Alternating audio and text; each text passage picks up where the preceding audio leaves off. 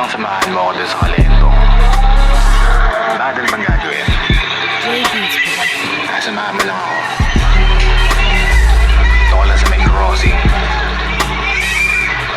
Sige, ako